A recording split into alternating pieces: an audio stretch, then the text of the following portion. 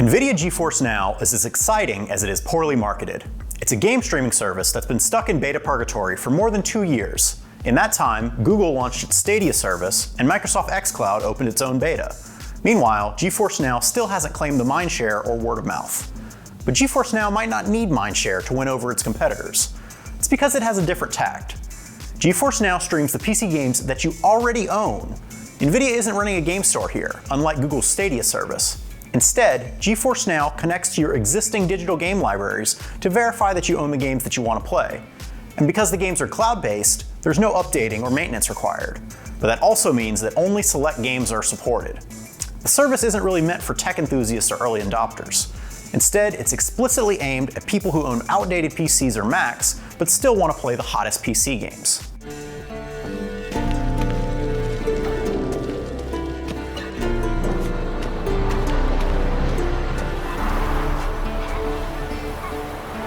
GeForce Now is an app for PCs, Mac, and Android phones that lets you stream many of the games that you already own on Steam or the Epic Games Store, Battle.net, or any other digital storefronts.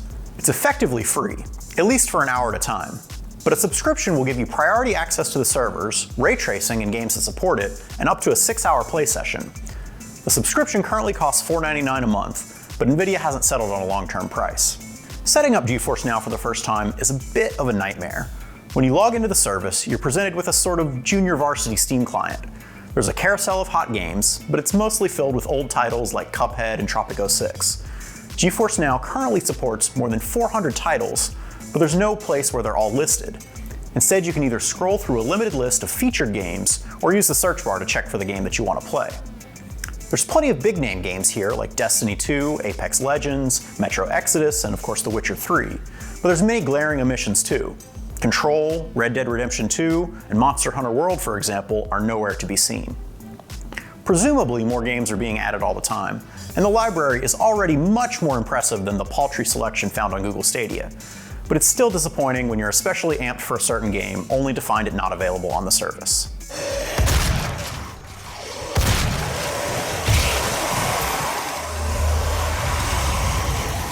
Performance on GeForce Now is entirely dependent on your internet connection.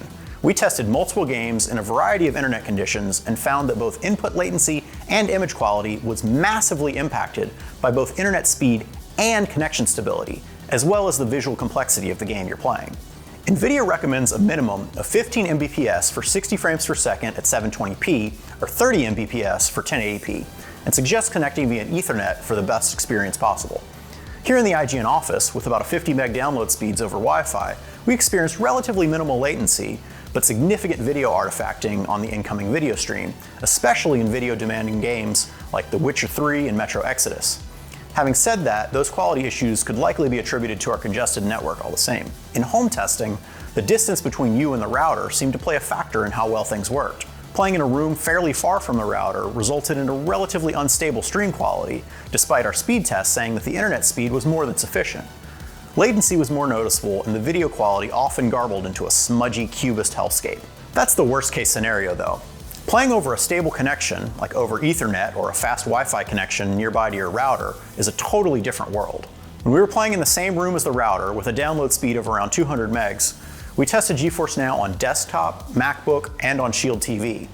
And in that ideal scenario, the stream quality held steady even in demanding games like Destiny 2. To amp things up, we simulated a congested network by streaming music over Sonos, watching YouTube TV, and downloading a video on another device. Even with all that network activity, Destiny 2 didn't falter in the slightest. Having said that, we're still really not convinced that streaming is ever going to provide the truly crispest graphical fidelity, and GeForce Now hasn't changed our minds. We've yet to be truly wowed by graphics, even with ray tracing in the equation. In the absolute ideal scenario that we tested, over Ethernet with a fiber internet connection, GeForce Now, it did work flawlessly. The Witcher 3 looked absolutely gorgeous at 1080p max settings, and latency was negligible enough that if I didn't know it was being streamed, I would have assumed it was running locally on a high-end PC. Even so, it didn't look quite as good as actually running locally on my high-end PC.